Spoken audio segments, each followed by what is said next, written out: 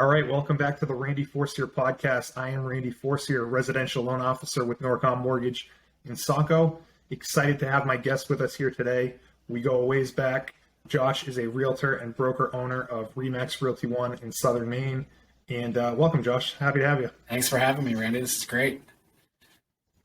Now, I've been noticing that you've been stepping up your social media video presence, so I'm going to kind of follow your lead on this today. Yeah, I mean, we have to nowadays, right? It's all about having content out there. We always used to say for sale signs were your way to get your business out there. Well, the for sale signs now are social media and the internet, so you have to have your face out there. And you manage all that stuff yourself? Are you producing the videos and all the things that you do? Or are you hiring someone for that? Yeah, stuff? no, I'm still doing it myself. I have a background. When I first went to college, I was doing video production, that sort of work, and then I switched over into marketing and did my business degree and everything there. So the marketing side of it still has a fun little place near my heart. So definitely. I mean, you can tell that you're good at it. I mean, the videos that you see online, I'm always like, okay, how do you do that? And it's cool to be talking to you about it now. So yeah. With that said, why don't you give everyone a little bit of your background? Yeah, so I am, believe it or not, going into my 10th year in real estate. Talk about something that flies by quickly, huh? You can attest to that. Yeah, I think 13 years for me. I kind of lose track of the years, to be honest. One time I'll say 12, sometimes 13. I might even be wrong at this point. Who knows? Right. Yeah. No, it's it goes by. Definitely goes by fast. The past few years have just flown by in our industry, I think. Yep. Just with just the craziness of the world right now and all of that. I mean, it's been a fast-paced market for quite a few years now. Yeah, if you turn back the clock 2 years ago from now, that's when things really started getting crazy in the world, like you said, but also in our business.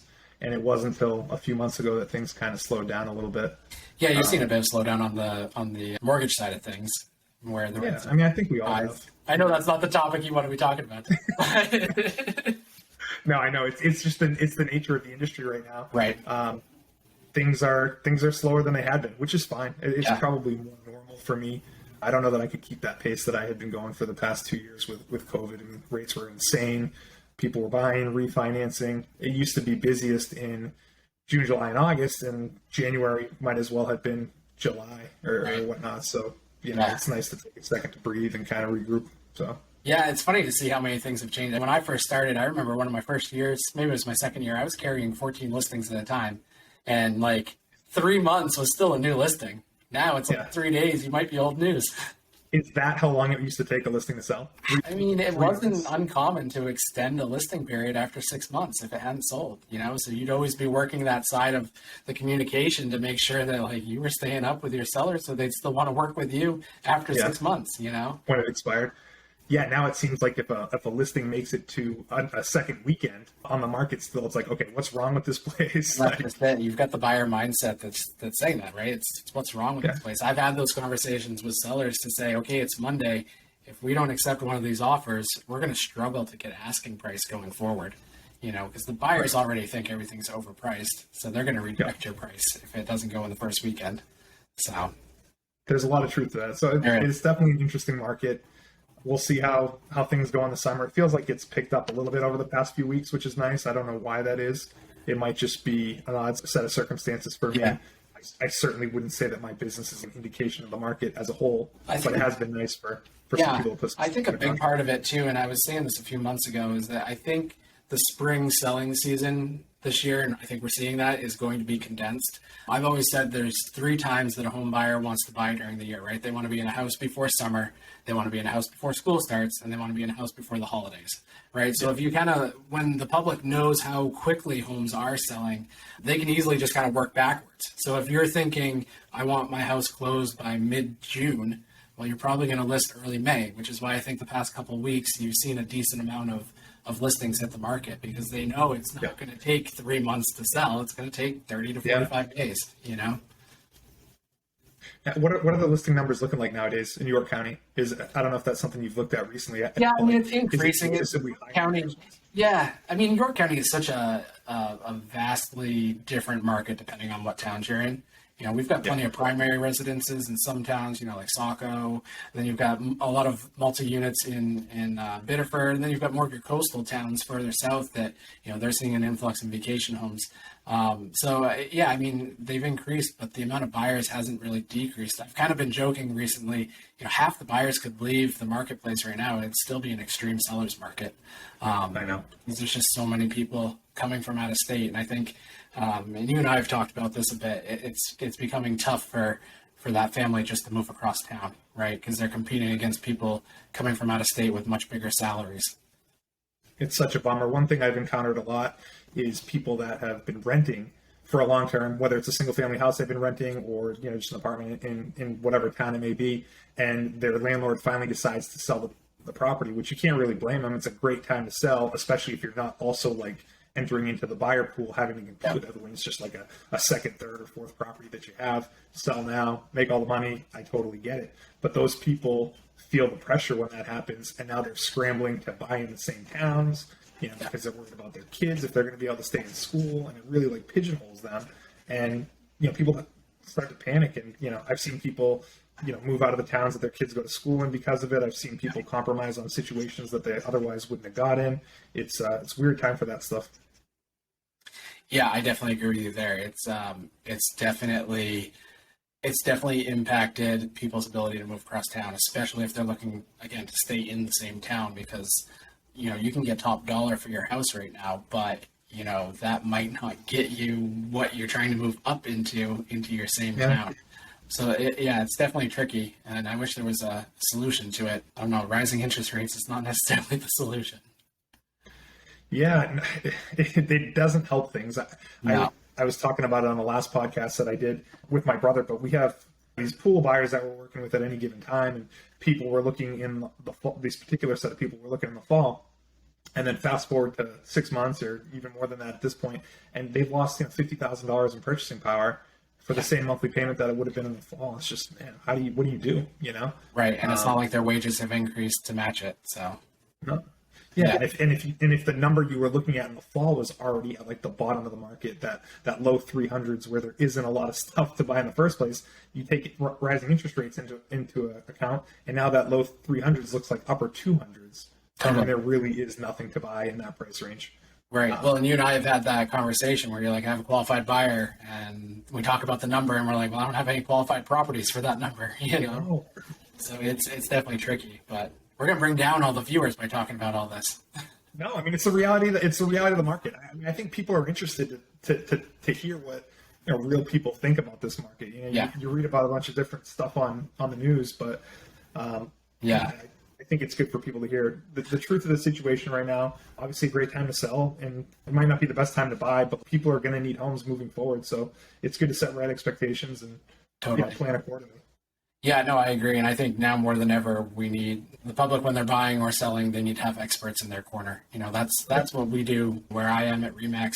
I mean, we are focused on being that professional advisor. We're not the gatekeepers of inventory anymore. People can go on websites wherever and find what's listed. We may know about a few things beforehand if they are coming through our office, which, having 5 offices and almost 50 agents is certainly helpful. We do get some of that stuff popping up in our feed a little bit sooner.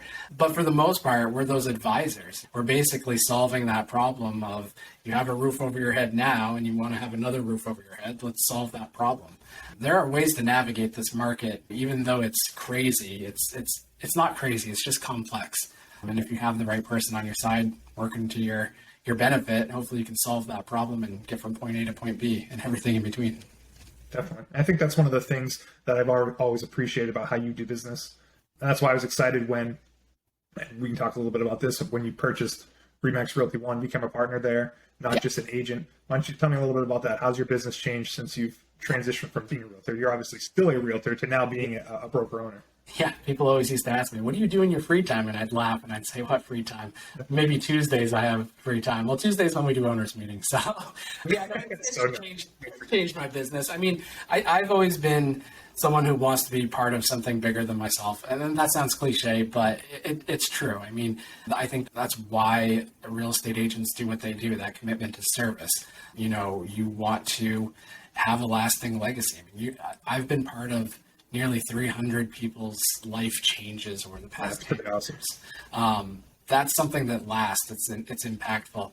So the ownership part of it, I was lucky enough that one of our owners was getting ready to start passing the torch, and had approached me a few years ago now about the possibility, and we grabbed a couple others. So we've got, there's three of us that own the company now. It's been a great transition. I think it's been super awesome for our agents. We are taking a bit of a different approach to ownership. We're approaching it more as a team.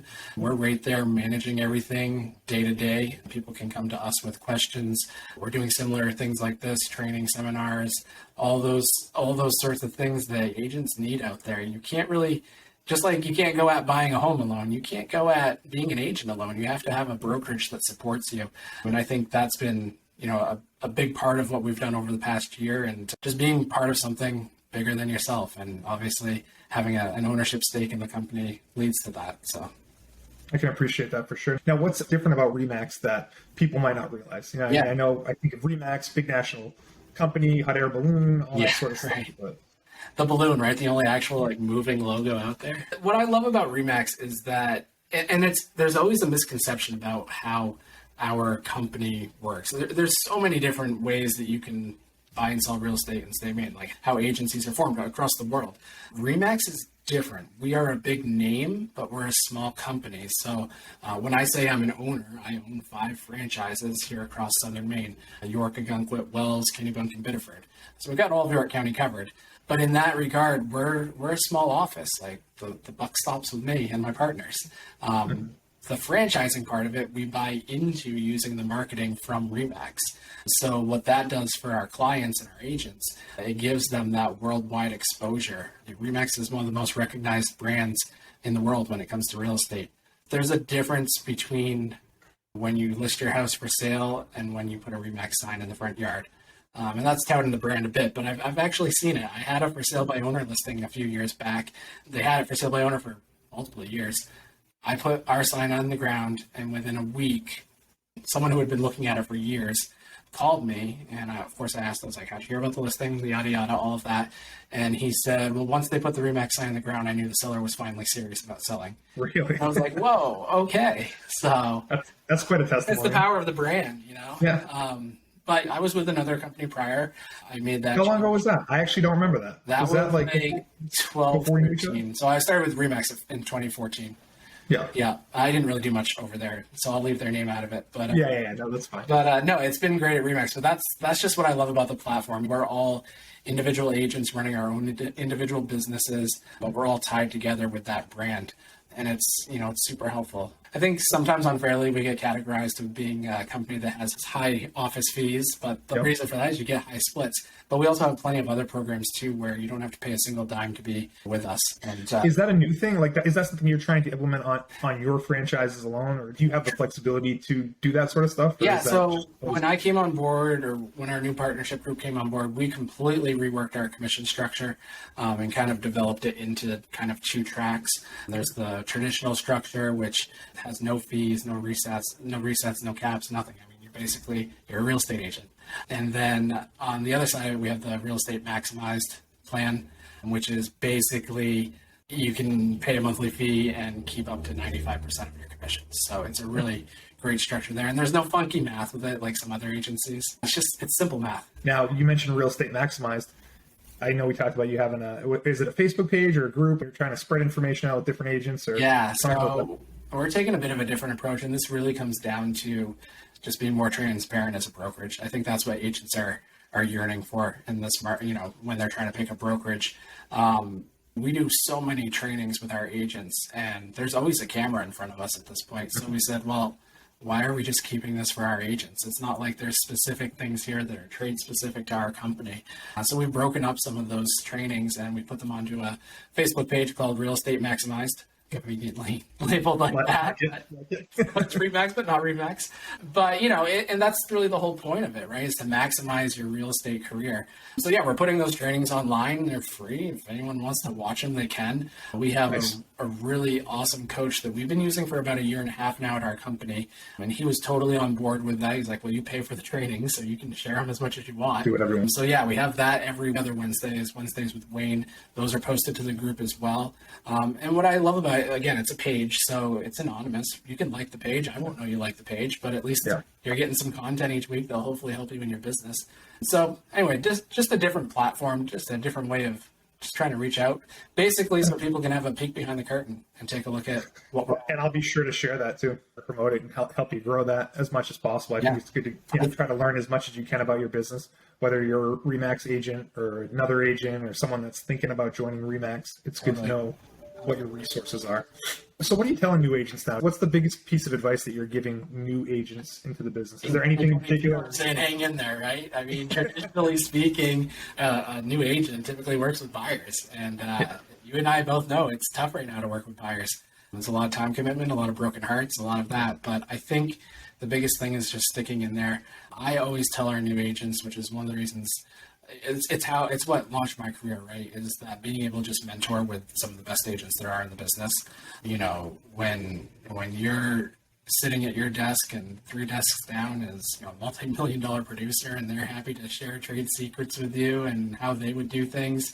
I mean, it's a win-win combination. I mean, there's no amount of official training that you can put out there that matches being able to pick a top producing agent's brain.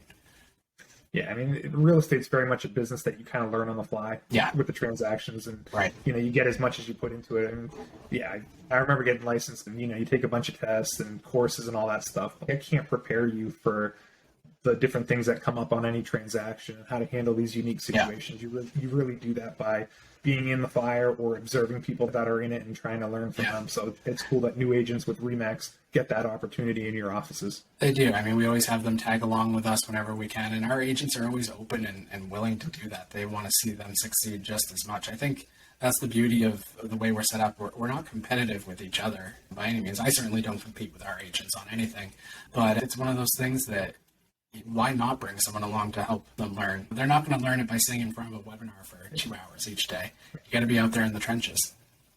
Now, you guys have a number of teams, right? You encourage teams? We have 3 teams at our office, across the 5 offices right now. They're all doing great. We love teams. We actually have a new platform now that we can actually bring teams into the fold. If they want to use that Remax branding, let's say they have their own office and they kind of want to keep operating on their own, they can affiliate with us as a team, kind of operate their own separate, almost like their own franchise. It becomes a sub-franchise of ours, which is a really great option. I've always said Remax is a great platform for someone who has that entrepreneur mindset, wants to be out on their own, but realizes that, wow, there's a lot of money you have to spend if you're going to do it on your own. Just buying a copying machine alone is going to put you out.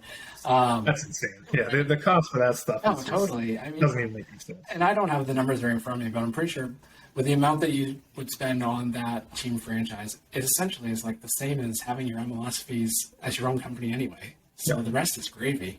It's a really good platform for people to look into. And there's a lot of agencies, a lot of independent agencies around that could probably benefit from it. I just wonder how much they even know about it. I don't know how much you promote that sort of stuff, or if it's a newer thing that you're even trying to promote. But I think it's good to spread the word on it, because I would not be surprised if a lot of these independent agencies had no idea that was even an option. Totally. Well, especially with, and you've seen this, right? A lot of out-of-state people coming to Maine. A lot of out-of-country people moving to Maine. They recognize the brand. So, and I love the independent agencies, but you're just not going to be as found as easily. When you strip away the Remax brand, that's all we are too. It's just an independent agency. We just have that big brand power. So there's no doubt about that. Our market definitely attracts people from it. Just like you kind of thought it would happen with COVID, people would try to get out of big urban areas or kind of relocate. You're admitting I said that back in 2020. Yeah. And God, has that been true? I work with people from all over the country, internationally, coming to Maine, and I think that having that, like you said, Remax brand, the balloon, I think that goes a long way. When a person chooses who their agency is. It definitely helps. I mean, there's definitely a level of professionalism that I think that is associated with the brand and that we hold our agents to. We don't just take anyone. We want to have that, higher caliber, full-time agent representing our clients. But at the end of the day, strip away all the branding and all that. Real estate really comes down to that.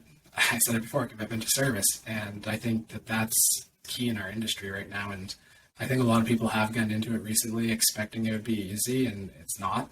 Never has been. There's certainly been some transactions where I was like, whoa, that's it. And then there's been some that I'm like, well, we're at pro bono at this point. I know that we've worked with a number of people together, and it seems like you're driving all over the place, making offers every weekend. I'm sending a pre-qualification letter for you, or pre-approval letter for you to include in an offer. So I know you're putting in the time with the people that you're working with. Absolutely. So I've always appreciated that of you. It's a true professional. Absolutely. So yeah, those are the main things I wanted to talk about today. It's always been great working together. Love talking about RE/MAX. Love seeing your growth from a realtor to becoming a broker owner. And honestly, look forward to what's ahead for a franchise. Just see any expansion that you have, any changes in the offices.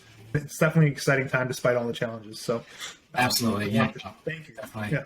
It's definitely a good time to be in real estate. Definitely a good time to be in lending. Remember that, Randy. I was talking to someone yesterday and I said I started in 2009, and some people would say that was the worst time to get into lending, but I would say it's probably the best time. Build some habits now, learn some stuff while things are, I don't want to say slower, but a little bit quieter. And then as things pick up, you'll be ready to rock and roll. So anyone that's thinking about getting in the business, I would say, there's no reason not to. And then pair up with somebody who's going to teach you the fundamentals. I can't even tell you how many times I've told new agents, like, okay, you need to do it this way right now, but that's not how you do it. We'll go over how you actually do it in a normal market whenever that returns. But it's definitely both your profession, mine. It's a rewarding profession for sure. Yeah. A lot of great relationships. There's no doubt about that. Absolutely. It's one of the things that I value the most from being in the business. It's a small world that we operate in. We're fortunate to work together, but there's a million other lenders and realtors that we all have these great friendships with, and it makes the business a lot more fun. Never mind the side of helping people buy houses. It's amazing how many times I've had you on the other side of a transaction. We've made that offer, and that's made the difference, was the listing agent knowing that Dorcom was taking care of it on the other side, Yeah, I agree. Obviously, I agree. But any local lender, compared to some of those big national lenders, I think having someone that's local to the market on both sides of things. Yeah. There's out-of-state agents that even try to do business in Southern Maine. I think having a lot more local realtors, local lenders makes a huge difference in this market. So absolutely. It's important to stick together, right? It is. Always got to stick together. So. Yeah. So, well, why don't we wrap it up? Why don't you share the best way for people to follow you or contact you? Any website, social media stuff that you're doing? Rattle off all the social right now. Gosh, I should. Yeah, joshknowsmaine.com. Thanks for pointing out the typo. I hadn't been to add the other day. Appreciate that. Yeah, joshknowsmaine.com is my website. That's the easiest way to get all of my social connections there. Obviously, I'm on Facebook, Instagram. I have a YouTube channel that I haven't really put much on yet, but I've just started doing a few more on there. So that's something to check out. Tuesdays at 2. I can never repeat it right. I even have a video of me messing it up all the time. But I think it's Josh's 2 cents on Tuesdays at 2. Why I came up with that, I don't know. But I put out a video every week on my page, on my Facebook page. It just gives a 2-minute update on the market, different things that we're chatting about. Definitely follow that. There's the Real Estate Maximized page on Facebook for any agents who want to get some leg up on some trainings and stuff. Those are free and they're out there. Follow me wherever. And I'm waiting for you to start your podcast. Well, I didn't even know this platform existed. This just makes everything I've been trying to do so easy. So yeah, definitely. I'm happy to chat about it too. Yeah, I may have to look into that. I've done a couple things. I just haven't released them fully, but those are more sit-down styles, not full-blown tech like this. Yeah. Anyway. Awesome, bud. Well, thanks for coming on. I appreciate it, man. I'll be sure to share all your info, and we'll be in touch. Sounds good. All right, Randy. Take care. All right. Thanks, bud. Yep.